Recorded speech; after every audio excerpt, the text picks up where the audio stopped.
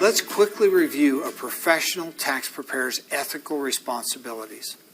A paid tax preparer must be honest, professional, and practice due diligence when preparing all tax returns.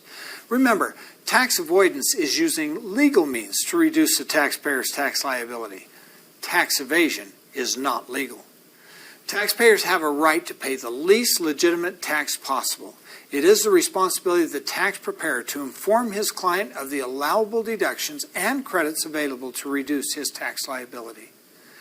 The biggest factor in accomplishing this is conducting a thorough interview with your taxpayer and then educating him in allowable deductions, expenses, and/or credits using the information he supplies. Ultimately, it is the tax preparer's responsibility as a tax professional to prepare a correct and accurate tax return. It is also the tax preparer's responsibility to advise the client of appropriate record keeping needed to document his deductions and expenses. Always document your findings with copies of the law, rules, or code for unique tax positions and put them in the client's file in case it's ever questioned later. Double check the prepared return.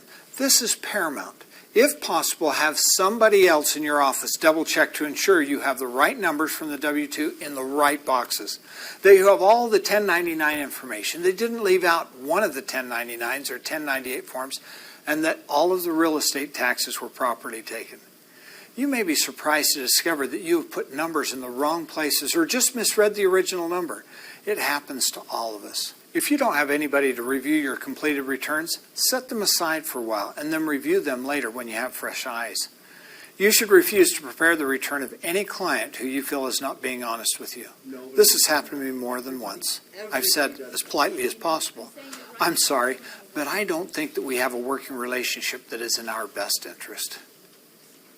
You should also refuse to prepare the return of any client who requests, demands, or suggests that you prepare his taxes in an unethical or illegal manner.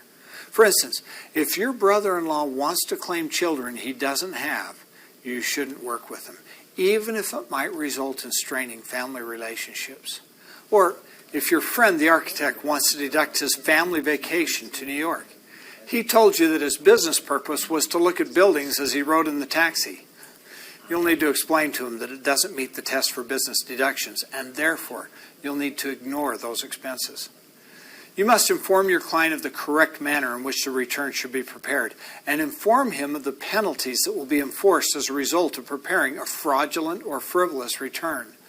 The consequences of knowingly and willingly preparing or participating in the preparation of a return that is fraudulent or frivolous are severe for tax preparers, so don't do it.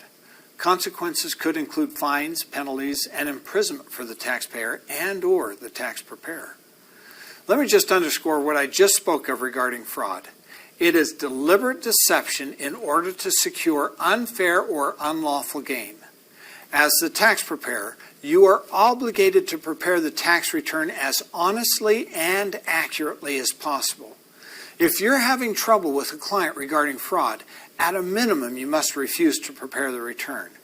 Furthermore, you can report the client to the IRS's Criminal Investigation Division. What are some signs of fraud? One example may be a computer-generated W-2 that differs from others from the same firm. For instance, you may prepare tax returns for several clients that work for the same company. You notice that one of the client's W-2 is a different shape than the other employee's W-2. There are certain things that just stand out as red flags for possible fraud. Discrepancies in Social Security numbers, different names for the taxpayer or for his children, and maybe even different numbers of children listed for the taxpayer and the taxpayer's spouse. Also, be suspicious of W-2 forms and other documentation that appears altered. Frankly, the chances are slim that you'll ever be approached by someone who is fraudulently seeking a tax refund. Nevertheless, it does happen on occasion, so you should be aware of it. If the client or the taxpayer has lied to you, there's no way that you would know. That's going to be their problem if and when anything is ever discovered. If you are not aware of the deception and the taxpayer is caught, you have little to worry about. Ultimately, it is your objective as a tax professional to prepare a correct and accurate tax return. This goal can be achieved by doing the following. 1. Conducting a thorough interview with your clients. 2. educating the taxpayer in allowable deductions, expenses, or credits. 3, using information supplied by the taxpayer, preferably with documentation when available. 4, continuing your education annually. 5, researching annual tax law changes. 6, perform tax planning with your client. 7, double-check the prepared return. And 8, thoroughly research your client's individual tax situation and documenting your findings.